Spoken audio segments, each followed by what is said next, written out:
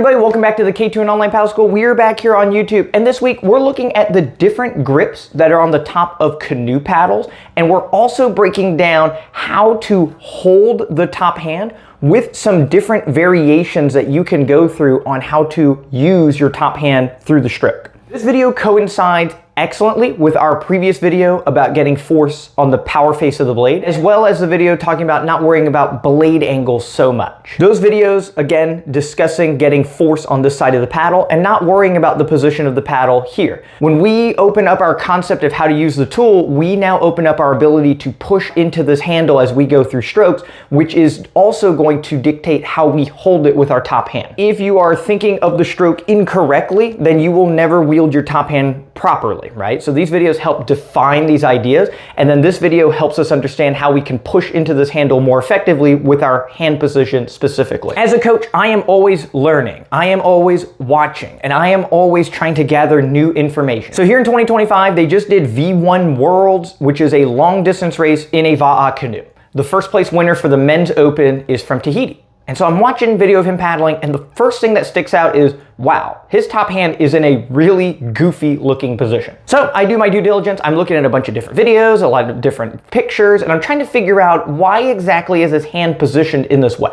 Then I go through and I'm looking at other paddlers and their hand positions. So there's one distinction between first place and some of the other paddlers on his finger position, but the overall palm position is very similar across the board. So today I wanted to take some time and go over these things because it goes very well with some of the other video discussions that we've had previously. And this is also a tip that you can introduce into your motion and movement. And it also opens up your idea that you can move your hand around wherever you need to find more force. You don't have to be locked in a single place. You can move it around to wherever you need to maximize your connection with the paddle. So when we look at the different grips, they are designed in a very meticulous way. It takes a lot of research, development, time, and money to manufacture these very specific shapes and curvatures. And so you want to try to spend time to respect that a manufacturer is spending all this time, effort, and money to make these. You should probably use these angles to your advantage. What the other videos dispel is downward pressure alone is an inadequate amount of force to move a craft as effectively as you could. And the manufacturers that make these paddles also agree, because if my hand is over the top, I am not interacting with all of these distinct curvatures of the paddle back here. And if I'm not interacting here, then I'm just telling them that they've wasted all their time, effort, and money manufacturing this, right? Because I know better and I'm gonna roll my hand over the top and only push down. With the tool designed the way it is designed to fit into your palm. Now that it's in my palm, I can now push with it more effectively. This is the goal that they are making from a manufacturing standpoint. So we want to try to use these tools to the best of our advantage. If it is designed to be pushed into at this point, we need to position our hand to also push into it. An Ergo T is a T grip with a curvature on one side. This now mirrors the curvature that is on the back of this palm grip. The palm grip is a more extreme version of one. It's even in the name, to fit into your palm. But with the T grip, it is the same idea. These curvatures are designed to fit nicely into your hand to make it easier to grip and to push through. Standard T is symmetrical on both sides, and it is typically not made with ergonomics in mind, right? They're just slapping a T on there. It could be sharp angles, it could be rounded angles, but ultimately we still want to use this in the same exact way. These tools are guiding you to this hand position, but you can still utilize it even if you're not being specifically guided there. So we have all these other videos. We have the manufacturers making these shapes to push the hand into the handle. Our hand is most effective in a pushing dynamic if our knuckles are rolled back and we have our palm pushing into it. If my hands are over the top and I try to push, there is no pushing force that I can get here. There's no leverage that I'm wedging my hand into. By having my hand back, when I push, it is now pushing into my skeletal structure and all of my force can go into this paddle. The more force that goes here, the more force is on the power blade. Don't worry about the blade angles. Again, these videos all link together very nicely. Cool, so when we're looking at the hand position on the paddle, right? One of the first things that we want is we want the knuckles to roll back like so, and we want to try to maximize the surface area that we're pushing into on the top of the handle as well as on the top of the shaft. The more surface area that you can push into, the more energy you connect into the tool, right? So if I'm holding the paddle like this, I'm not maximizing my surface area as much as I could. This is another very common one where people only hold one side of the T grip. So moving my hand over, you can see I now start to cover this entire handle. So by rolling the knuckles back, having the elbow at shoulder high position, you can see that when I try to keep my knuckles vertical, that my wrist is going to bend a bit. The more bend that is here, this becomes a limiting factor as we begin to push through the motion. So what high-end paddlers are doing is they are not compromising the position of their hand. They're looking at their hand, their middle finger, and their wrist being in a straight line here, right? This is the most ergonomic position. So when I bring my arm into position, you can see that my hand is sideways. And instead of bending the hand this way, most high-end paddlers will keep their hand turned this way as they go through. By closing all the fingers, you can see that my index finger is pointed more to 9 o'clock to the side than it is up to 1 o'clock and creating this curvature there. So by having the paddle here, I still maximize how much I'm pushing into the paddle with the majority of my palm. Then I just have my fingers draping over to the side of the top, closing my hand to the side. And here is a position, this is one adopted by second and third place at Va'a Worlds.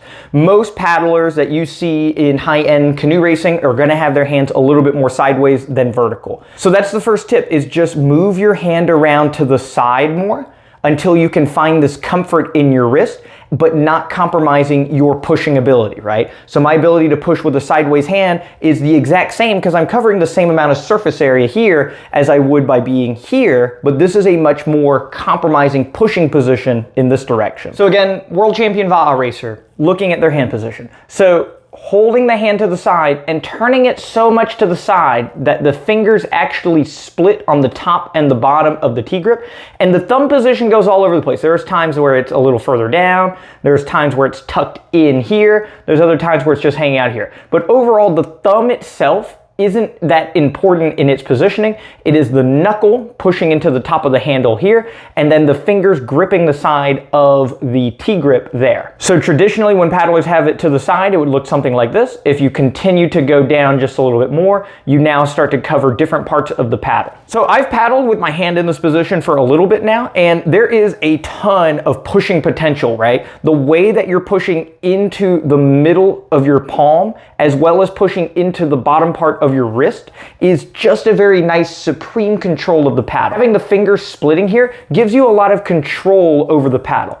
Even adjusting my hand this way, because I'm not pinching the side of the handle, when I go to raise this up more, it feels a little bit heavier because my control on the paddle is not as great as splitting the difference here and bringing the paddle up. So that's just a visual effect of being in control of the paddle with the top hand, and this effect is also the same as we begin pushing into the handle in this direction and wielding it during the recovery. Feathering the paddle on the recovery is incredibly easy because your wrist is already in that position. You never really have to move your wrist at all, right? You just lock your hand into this position, tuck your thumb wherever you want to, around the finger, under the paddle, and so on. But whatever position that you're in here, you're gonna have this control, and these angles all work with you. And again, at first it feels kind of weird because you're pushing with a different part of your hand, but the amount of force that you can get on there is something to be said about moving your hand around until you find a position that you can push into the handle more effectively.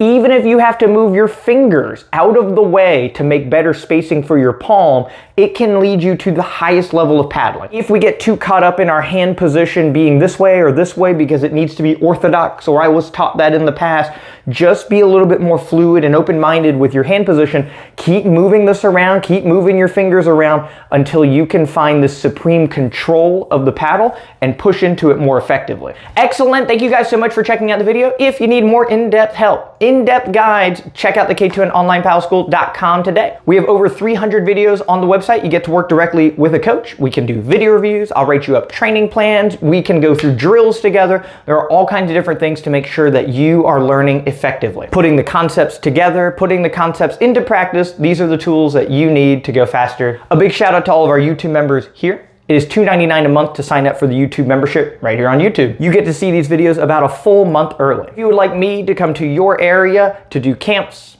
clinics, group lessons, individual lessons, feel free to reach out anytime. If you can help me organize a group, I will come to your area. If you'd like to come down to Hernando, Florida and paddle, especially during the winter time, we have OC6, we have dragon boats, we have OC1s, we have OC2s. I can provide all the equipment that you need and all the instruction that you could possibly want. If you have a team, a group, or if you're just an individual, feel free to reach out anytime. We've scheduled that soon. Thank you all so much for the ongoing support, and we'll see you all next week for the next paddle tip video.